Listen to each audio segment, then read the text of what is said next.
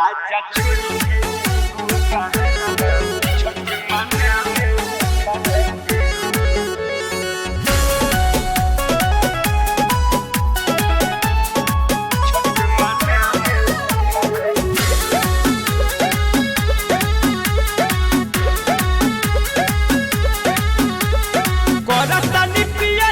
छठ के परब हो तू बड़ा बहाराय पिल का परब हो ए राजा करतनी पिया सो छठ के परब हो तू बड़ा बहाराय पिल का परब हो हई बबुआ के भाड़ा चढ़ावे खातिर कोइले बहनी फोनवा बोलावे खातिर बेदिया बनावे खातिर हो आजा छोड़ के काला कटवा छठ मनावे खातिर हो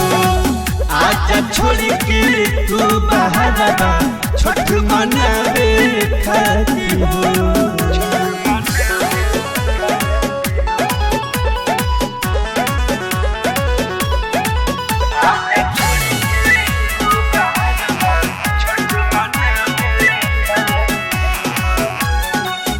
घारावा पे कोसी भराई हो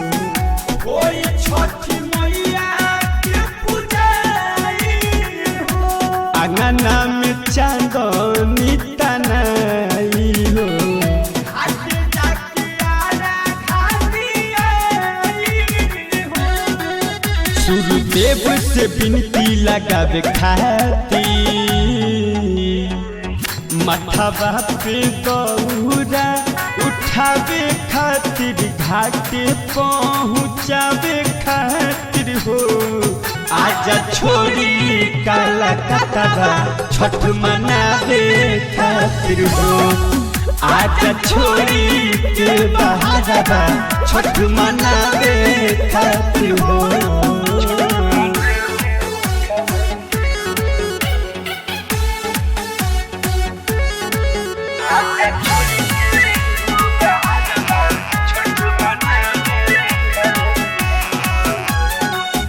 गह गह करी मोरी भावना बाबू बोलू सोनू गई है भावना बाबू आहा जैतनी खिल सजना बाबू कदे खातिर गुडू छठ पूजाना बाबू सफल छठ के बरतिया बनावे खातिर छठी माई के घाटवा सजावे खातिर धर्म के निभावे खातिर हो आजा छोड़ के काला कटवा छठ मनावे